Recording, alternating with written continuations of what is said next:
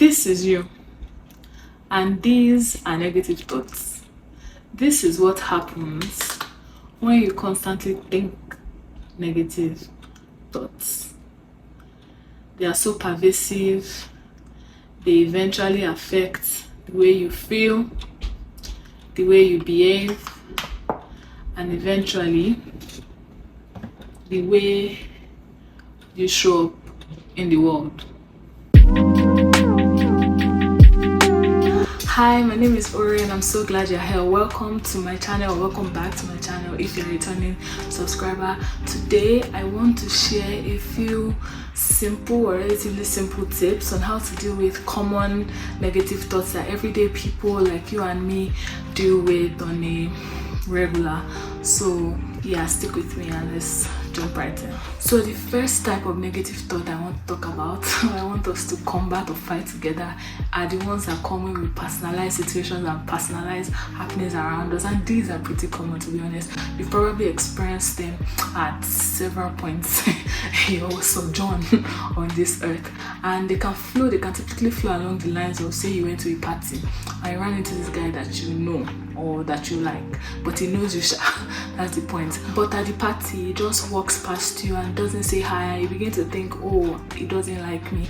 Or say your friend, she hasn't called you in a while, you've not heard from her in a while, and you've been the one checking up on her, and you begin to think she doesn't want us to be friends anymore, she doesn't want me in her life anymore. You know, those are classic examples of the structure that such thoughts can take. And a very powerful way of dealing with such negative thoughts is to challenge the thoughts. Is there any evidence to support these thoughts that you have? And if you do say that yes, there's evidence. Is the evidence a fact? Is it based off a fact? Or is it based solely on your own singular interpretation? Then are there alternative explanations for what has actually happened? So this guy, could it be that he didn't see you? You know, that's possible. As for your friend, could it be that she's going through some things right now and she's not been able to put a call through to you? You take a step back, look for the flaws in your thought, poke your negative thoughts a little bit. You'll be surprised how enlightening and relieving this can be, and ultimately help you to fight the negative thoughts of that nature. When the second is when we magnify or amplify bad situations over the good one, and this is also extremely common, to be honest. Say you have a diet, right? 2023, you decided that this year we're going to lose that weight and you had this plan for a week, and then one day in the entire week you missed the mark. You got tired, you caved into some coke here, cake here, ice cream here, do there. You shall get my point. Say you caved in, and one day of the 7-day diet you didn't do so well, and you begin to focus on the fact that, oh, you suck, you're never going to lose weight, you're never going to be as healthy as you want, forgetting completely that for 6 days out of those 7 days you actually did go through with your diet. You know, I'm here to remind you that even a speck of good can outweigh, pun intended, a whole lot of bad if you just allow it. And something that can help you focus more on the bright side is journaling. Write out all the things that have gone well for you recently, especially as regards the situation you don't feel so great about.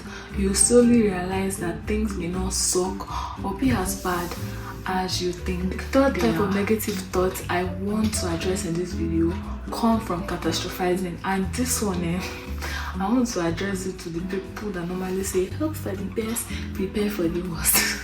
I get the heart behind that message, I get the point, I get the spirit behind it, but the truth is that constantly anticipating the worst makes us freak out more often than not in the present, even if we don't admit it. So you cough during an interview and you start thinking, I'm never ever going to get this job. Heck, I'm never going to get a good job. I'll always mess up in every interview. Something is going to always go wrong during my interviews.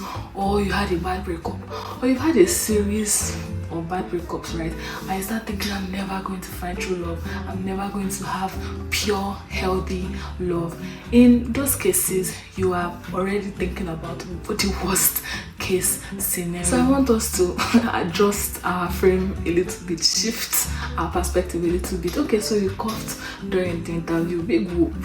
What are the chances that you're not actually going to get the job only based on the fact that you coughed or you've had a series of breakups? How does that mean that you will never find love again in the future with all the people on it? Do you understand? And let's say you actually don't get that job, or what you're thinking actually does happen. Is there a possibility that you could still live a good life in spite of those? Is it possible? And then focus on the present.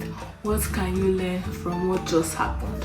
You know, so like I said, if what you're anticipating actually does come to pass, can you still live a good life? If your answer is yes, then don't bury yourself in the fear of the future.